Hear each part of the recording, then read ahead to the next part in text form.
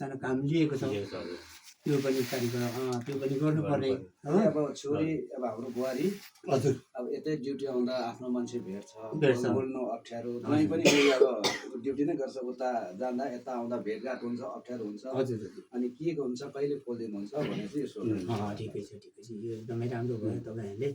र अब यसमा चाहिँ अब र हामीले यसो सल्लाह राखौँ, बाबु पनि यहाँ हुनुहुन्छ र काका तपाईँ अब हामीहरूको सल्लाह राखेर मिलाउँ। दाजु भन होइन तपाईँले बाटो त यसो गर्दा पनि हुन्छ नि। हामी अस्ति 4 दिन 5 दिन अगाडि त्यहाँ काकाको पनि छोराको त्यस्तै भएर हामी तल सुनाउनु गएको थियो। एकैचोटि बोलाइहाल्यो तर बोलाउँदा चाहिँ खालि बेहुरा र बेहुरीलाई मात्रै बोलायो।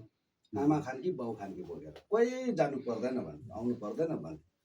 अन्तदेखि आएर चाहिँ आमा खानकी र बाउ खानकी मेन त आमा खानकी त दुधै हुन्छ।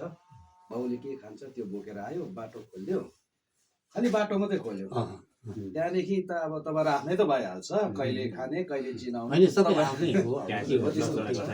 त्यो गर्दा पनि हुन्छ तपाईँहरूले। त्यही हो नि अब त्यस्तै त गर्नु पर्यो नि। यहाँले अब एकैचोटि छिना फाना बिहे भन्ने त अहिले त अब त्यसो ओरी दोरी बाबु आमाले कहिले अब बुहारी पनि बिसन्छ बुहारी र अब छोरा बात मारेर कहिले आइज भन्छ छोरी ज्वाइँलाई त्यो दिन आउनु पर्यो नि उनीहरू अब उयो गर्नु। पर्सनली तपाईँले फोन गरेर भन्नु पनि सक्नुहुन्छ। यसमा कसैलाई इन्भल्भ गर्नु पनि पर्दैन रहेछ। अब हाम्रो गुणको दस्तुरमा त्यस्तो पनि रहेछ। हामी सिस्नै जान्दा चाहिँ त्यो बुझ्यो। अब नानीहरू आदान प्रदान बाबु आमासँग भेटघाट परिचय भयो भने त अब सरसल्लाह